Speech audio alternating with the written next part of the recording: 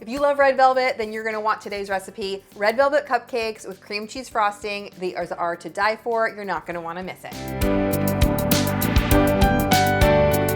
Hey everyone, it's Dorothy with crazyforcrust.com and welcome back to my kitchen. I'm showing you how to make a classic cupcake recipe today, red velvet cupcakes with cream cheese frosting. And bonus, these do not have any eggs. They are magical cupcakes.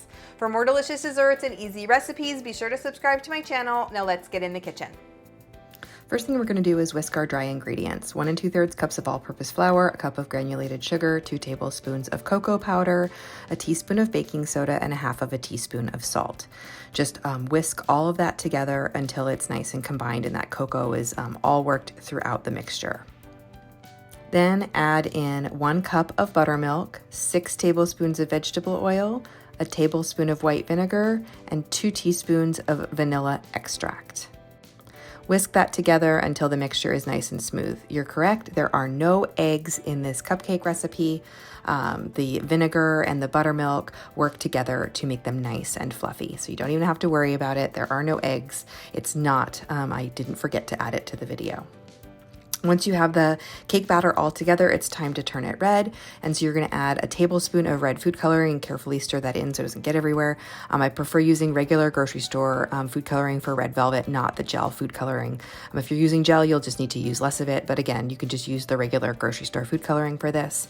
Go ahead and mix that all together until it's nice and vibrant. And then you're gonna fill your muffin pans. I have them with liners here, and you're just gonna use, you're gonna fill them about 2/3 full, and then you're going to bake those until they are nice and fluffy and a toothpick comes out clean.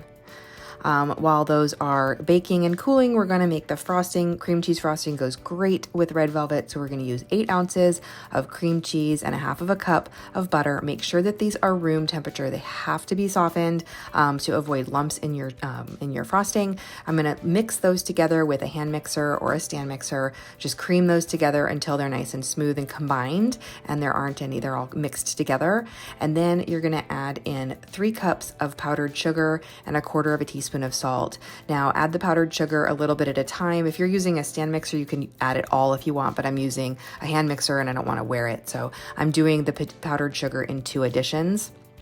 And then you're also going to add in a teaspoon of vanilla extract to this, and that salt that I mentioned before, along with the rest of that powdered sugar, and then keep mixing and mixing until it's all nice and smooth and fluffy. That frosting, the cream cheese with the red velvet just totally goes together.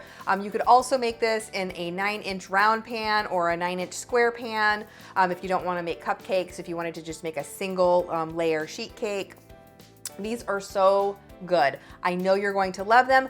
Leave me a comment and let me know what other red velvet recipes that you want to see, and keep watching for even more desserts.